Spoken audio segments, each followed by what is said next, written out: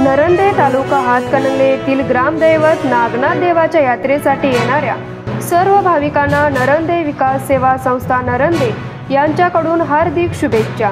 शुभेच्छुक माननीय श्री राजकुमार भोसले, माजी उपसभापती पंचायत समिती हातकणंगले, माननीय श्री बाळासो भंडारी, माजी उपसरपंच ग्रामपंचायत नरंदे, माननीय श्री मदन भंडारी उद्योजक, माननीय श्री महादेव माने चेअरमन नरंदे विकास सेवा संस्था नरंदे, माननीय श्रीमती निर्मला गिड्डे व्हाइस चेअरमन नरंदे विकास सेवा संस्था नरंदे।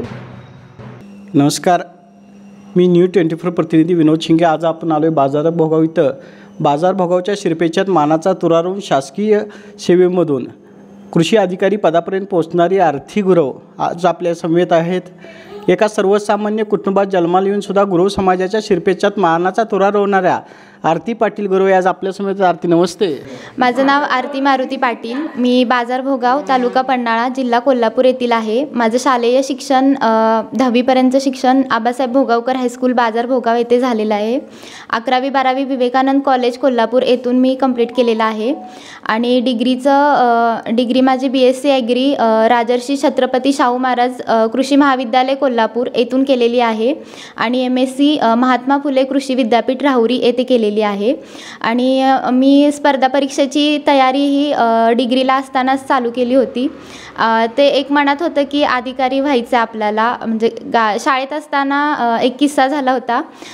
शाळेमध्ये एक गट विकास अधिकारी मॅडम म्हणून आलेल्या आमच्या शाळेमध्ये आणि त्यांच्याकडून म्हणजे मला प्रेरणा मिळाली की, आणि मग मी त्यानुसार अभ्यास करायला सुरुवात केली आणि अभ्यास करताना मला घरच्यांनी खूप मोठं सहकार्य केलं, MSc पर्यंत शिक्षण घेऊ दिलं।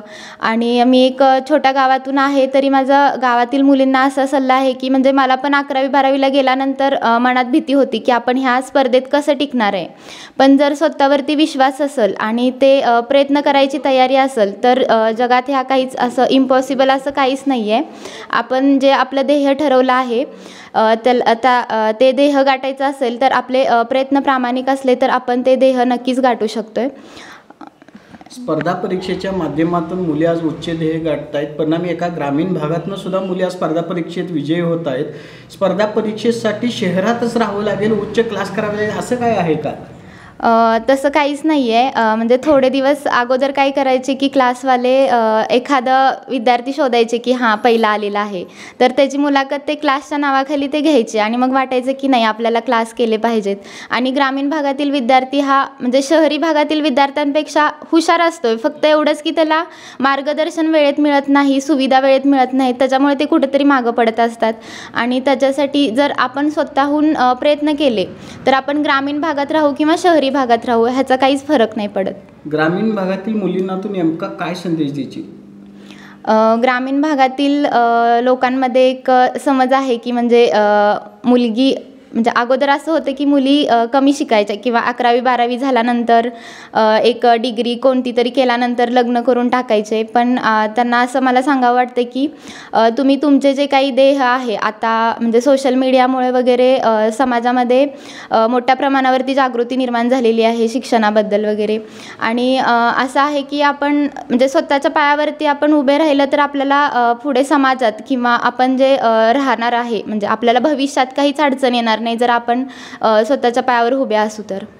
ग्रामीण भागात लग्न करत असताना शेती हा गौण व्यवसाय मानला जातो आणि मुलांना मुली दिल्या जात नाहीत, पण त्याच शेतीची एक मुलगी जेव्हा शेती अधिकारी होते, याबाबत तुझा काय अनुभव वाटेल? म्हणजे बऱ्यापैकी आता अपेक्षा आहेत की जरी मुलगा शासकीय नोकरी असू दे किंवा प्रायव्हेट नोकरी असू दे, पण असं आधी विचारतात की जमीन पाहिजे, म्हणजे जमीन आहे का हा मुद्दा आहे। पण माझं असं सांगणं आहे की तुम्ही जर जमीन आहे का असं विचारत असाल तर तुमची शेतात जायची पण तयारी असली पाहिजे की म्हणजे तुम्ही फक्त एवढेच अपेक्षा ठेवताय की हां मुलगा आहे तर किती एकर जमीन आहे ह्याच्या नावावरती, मग तुम्ही पण तेवढीच हे ठेवली पाहिजे की शेतात जाऊन आपण शेतामध्ये पण काहीतरी करू शकतोय।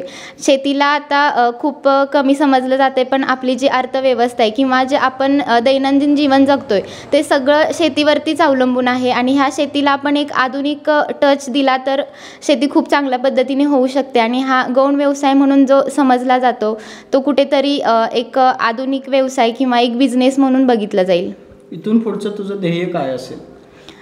माझं ध्येय आहे की एकतर मी आज MPSCची तयारी करते, त्याच्यातून मला उपजिल्हाधिकारी व्हायचं आहे आणि सोबतच शेतकऱ्यांसाठी सुद्धा काम करायचं आहे आणि जे आपल्या समाजातील तळागाळातील लोक असतील त्यांच्यापर्यंत जाऊन त्यांच्यासाठी मला काम करायचं आहे.